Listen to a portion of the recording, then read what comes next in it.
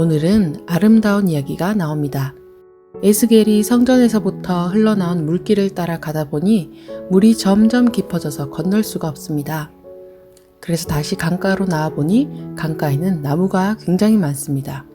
8절부터 그가 내게 이르시되 이 물이 동쪽으로 향하여 흘러 아라바로 내려가서 바다에 이르리니 이 흘러내리는 물로 그 바다의 물이 되살아나리라 라고 합니다.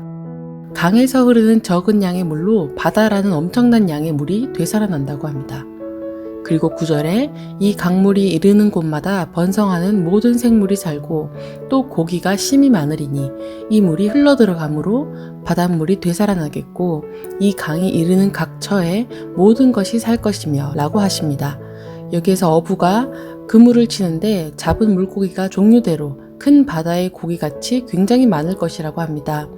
강가에는 과실나무가 다양하게 자라고 그 잎이 시들지 않고 열매가 끊이지 않으며 달마다 새 열매를 맺는데 그 열매는 먹을만하고 그 잎사귀는 약재가 된다고 합니다.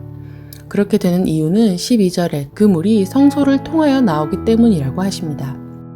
제가 베란다에서 식물을 조금 키워봤는데요. 아직까지는 씨앗을 뿌려서 싹이 나고 잎이 나고 꽃이 피는 것까지만 봤어요. 그 중에 깻잎은 자라는 속도도 더디지만 잎이 많이 얇더라고요. 보통 시장에서 파는 깻잎 같은 경우는 땡볕 아래에 풍부한 영양분이 있는 흙에서 자랐기 때문에 가능한 두께와 크기라는 것입니다. 그런데 오늘 말씀에서 달마다 새 열매를 맺는데 그 열매들이 먹을만하고 심지어 잎사귀는 약재가 된다고 합니다. 얼마나 영양이 많길래 달마다 새 열매를 맺고 잎사귀마저 약재가 될 수 있을까요?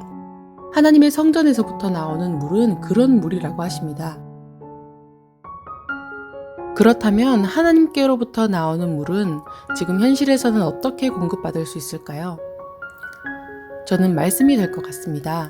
말씀은 하나님께로부터 나온 것이니까요. 그리고 성소라고 하시니 우리가 되는 것 같습니다. 우리는 하나님이 거하시는 성전이라고 성경에 나와 있으니까요. 우리 안에 계시는 하나님의 생명수가 흘러나와 우리를 통해 흘러갈 수 있는 것입니다. 하나님의 말씀과 하나님의 사랑이 우리를 통해 표현될 때 우리와 접하는 한 사람 한 사람이 살아난다는 것이죠. 하지만 되살아나지 못하고 소금 땅이 되는 곳도 있습니다. 11절에 진펄과 개펄 같은 곳입니다. 영어 성경에는 이 진펄은 습지를 말하고 개펄은 모래벌판 또는 개흙탕이라고 합니다. 그리고 여기서 쓰여진 히브리어 명사 게베는 이사야 30장 14절에 나오는 물 웅덩이로 번역된 말이기도 합니다. 물이 흘러 들어가지만 다시 흘러나오는 것 없이 고립되어 있는 경우로 보입니다. 코로나 바이러스로 다소 고립된 생활을 해왔었는데요. 이런 바이러스가 계속될 수 있다고도 하죠. 직접 만날 수 없어도 다른 통로를 통해 하나님의 생명수가 계속 흘러갔으면 좋겠습니다. 나 혼자 받고 그대로 둔다면 되살아나지는 못한다고 하니까요. 저는 오늘도 이렇게 어쩌면 나눔을 위해 더욱 묵상을 집중하게 되다 보니 홀로 감동을 받습니다. 에스겔이 어렵다는 생각에 묵상을 하기 쉽지 않은데요. 혹시 지금 듣고 계시는 분은 잠시라도 이 생명수를 받기 위해 말씀을 펴보시는 건 어떨까요?